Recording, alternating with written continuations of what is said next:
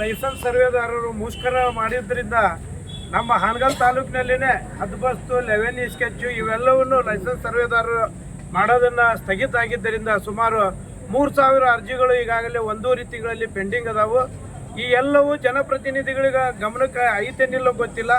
ಅವರು ಏನು ಬೇಡಿಕೆಗಳದಾವು, ಅವು ನ್ಯಾಯಯುತ ಬೇಡಿಕೆಗಳದಾವು, ಅವನ್ನ ತಕ್ಷಣ ಪರಿಹರಿಸಿ ನಮ್ಮ ರೈತರ ಏನು ಈಗ ಕೆಲಸ ಸ್ಥಗಿತ ಆಗ್ಯಾವು ಅವನ್ನ ಕೆಲಸ ಪ್ರಾರಂಭ ಮಾಡೋಂಥ ವ್ಯವಸ್ಥೆ ಸರ್ಕಾರ ಕೂಡಲೇ ಮಾಡೋಂಥ ವ್ಯವಸ್ಥೆ ಆಗಬೇಕು.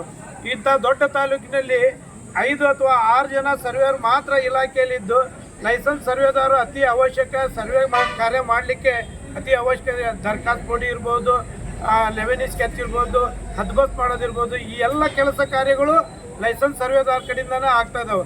ಈ ಹಿಂದೆ 2 ತಿಂಗಳ ಸ್ಥಗಿತ ಆಗೋಕ್ಕಿಂತ ಪೂರ್ವದಲ್ಲಿ ಸರಾಗವಾಗಿ ಕೆಲಸ ಸಾಗ್ತಾ ಇದ್ವು.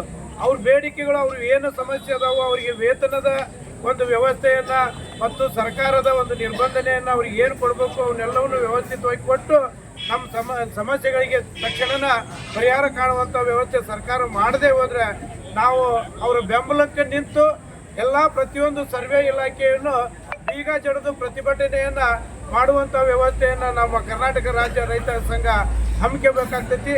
ಅದಕ್ಕೆ ಈಗ ಕಚೇರಿಯಲ್ಲಿ ಏನು ಈಗ ಜಮೀನನ್ನು ಖರೀದಿ ಪ್ರಕ್ರಿಯೆ ಇರ್ಬೋದು, ಯಾವುದೇ ಟ್ರಾನ್ಸಾಕ್ಷನ್ ಆಗದೇ ಇರೋದ್ರಿಂದ ಬಹಳಷ್ಟು ರೈತರಿಗೆ ತೊಂದರೆ ಆಗ್ತಾ ಇದೆ.